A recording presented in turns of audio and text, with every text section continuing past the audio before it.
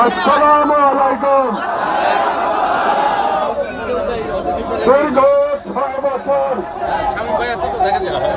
প্রবাসে নির্বাসনে থাকার পর আপন মাতৃভূমিতে আসতে পেরে মহান আল্লাহ তাআলার দরবারে হাজার শুকরিয়া জ্ঞাপন করছি।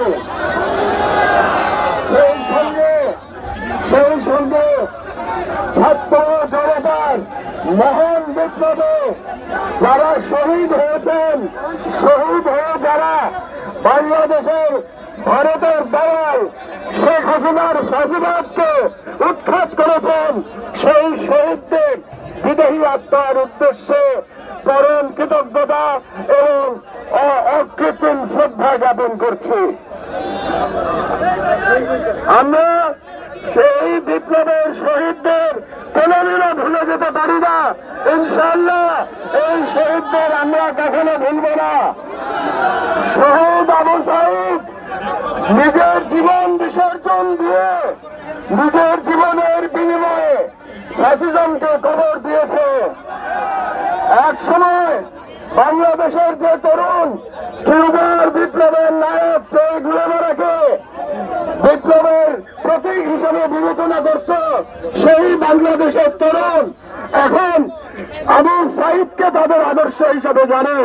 কাজেই বাংলাদেশের বিপ্লবের আইকনের নাম আবু সাঈদ।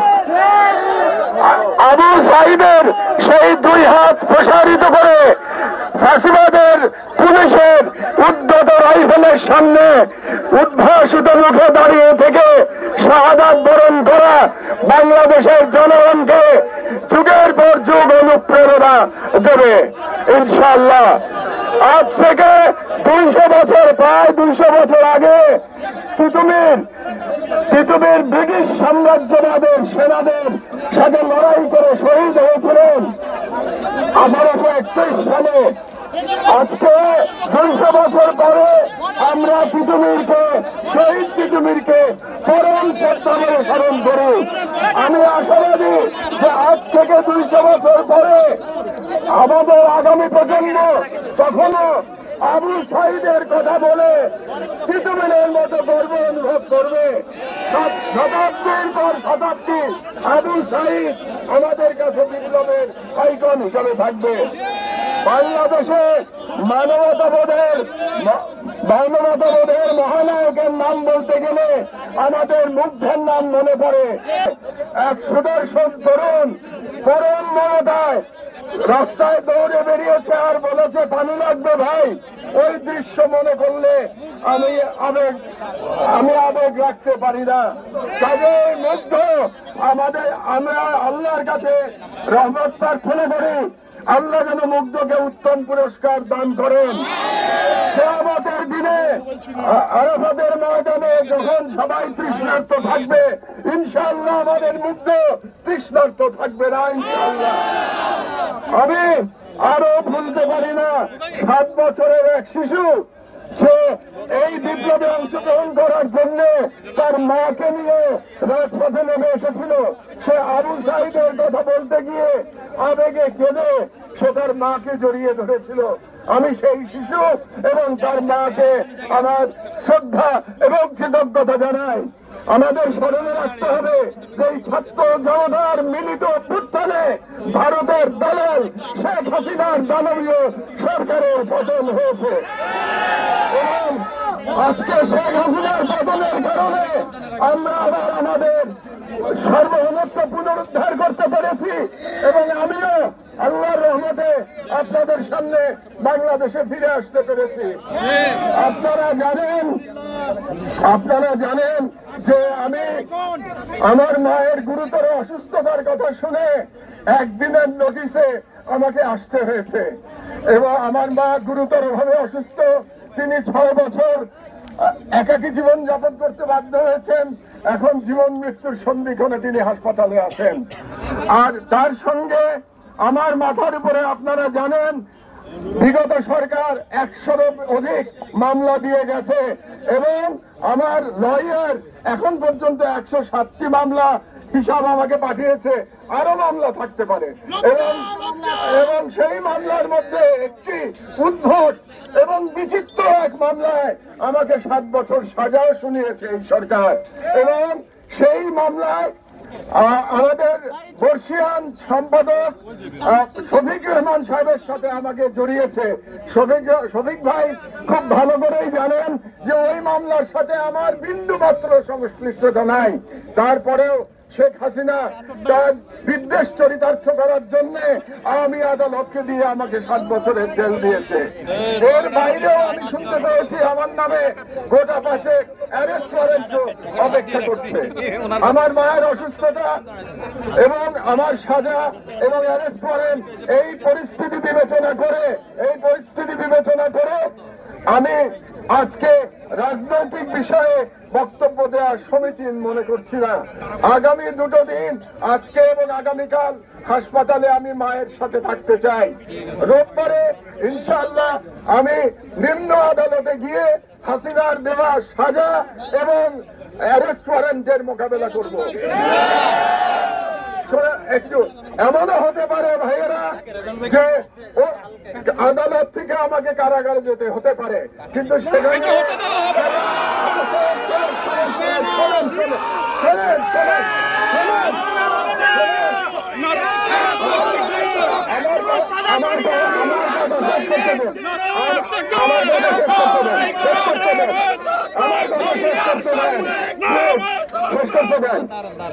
এবং সেই রকম আশঙ্কায় আমি বিন্দুমাত্র বিচলিত নই।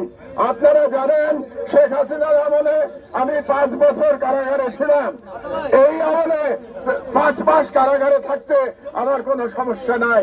হ্যাঁ, আমার বয়স হয়েছে, আমি বুড়ো হয়ে গেছি, কিন্তু জেলে থাকার মতো মানসিক এবং শারীরিক শক্তি এখনো আমার আছে। আপনারা এটা নিয়ে একদম বিচলিত হবেন না, একদম উদ্বিগ্ন হবেন না। আইনকে তার রাস্তায় যেতে দিন, আমাকে আমার মতো করে আপনারা লড়াই করতে দিন। আপনারা জানেন গত 16 বছর ধরে ফ্যাসিবাদী সরকারের বিরুদ্ধে আমি আমার মতো করে ব্যক্তিগত পর্যায় থেকে লড়াই করে গেছি। রাজনৈতিক দল বিএনপি বলেন, জামাত বলেন, অন্যান্য দল বলেন, তারা তাদের মতো করে লড়াই করেছে, আর আমি লড়াই করেছি আমার মতো করে এবং আমার দেশ পরিবারকে সঙ্গে নিয়ে। আমার লড়াই ছিল বুদ্ধিবৃত্তিক লড়াই, আমার লড়াই ছিল কালচারাল লড়াই। আজকে আপনাদের সাথে আমি এই বিষয়ে দীর্ঘ আলোচনা করতে পারছি না, এর কারণ আপনারা বুঝতে পারছেন। তবে আমি আশাবাদী যে জেল থেকে মুক্ত হওয়ার পরে আরো বড় পরিসরে আপনাদের সাথে আমার দেখা হবে। আপনাদের সাথে সেদিন আমি বাংলাদেশের বর্তমান রাজনৈতিক পরিস্থিতি, ভারতীয় আগ্রাসন এবং বাঙালি মুসলমানের সংস্কৃতি এবং বাঙালি মুসলমানের সাংস্কৃতিক লড়াই নিয়ে আপনাদের সাথে আমি বিশদ আলোচনা করব। পরিশেষে আজকে যারা আপনারা কষ্ট করে এখানে এসেছেন, আমার মতো একজন অতি নগণ্য মানুষকে স্বাগতম জানানোর জন্য, আমাকে শুভেচ্ছা জানানোর জন্য তাদেরকে আমি আমার অন্তরের অন্তঃস্থল থেকে আমার কৃতজ্ঞতা জানাচ্ছি। আপনাদের কাছে শুধু একটাই আমার অনুরোধ, আপনারা আমার অসুস্থ মায়ের জন্য দোয়া করবেন। আর সর্বশেষ কথা গুরুত্বপূর্ণ, এই কথাটা মনোযোগ দিয়ে শুনুন, আপনারা চুপ করে শুনুন, স্লোগান না দিয়ে শুনুন। সেটা হলো পরাজিত ফ্যাসিবাদ বিদেশে বসে তার বিদেশি বন্ধু, বিদেশি প্রভু, তার কোনো বিদেশি বন্ধু নাই, তার বিদেশি প্রভু এবং বাংলাদেশের এজেন্টদের দিয়ে বিপ্লবকে নস্যাৎ করার অপচেষ্টা চালাচ্ছে। আপনাদের কাছে আমার সনির্বন্ধ অনুরোধ, একজন সিনিয়র সিটিজেন হিসেবে এবং আপনাদের লড়াইয়ের সাথী হিসেবে আমার অনুরোধ যে আপনাদের মধ্যে যেন কোনো অনৈক্য না আসে, কোন রকম অনৈক্যের ফাটল ধরে যেন ফ্যাসিবাদ আবার বাংলাদেশের মাথা চালা দিয়ে উঠতে না পারে। ফ্যাসিবাদের কবর হয়েছে, ফ্যাসিবাদের পতন হয়েছে, কিন্তু সেটা যেন চিরদিনের জন্য হয়ে যায়। এই কারণে আপনারা যারা লড়াই করেছেন, যে ছাত্র জনতা, যে সমন্বয়করা লড়াই করেছেন, সবাই ঐক্যবদ্ধ থাকুন। আপনারা ছোটখাটো কারণে অনৈক্য সৃষ্টি করবেন না।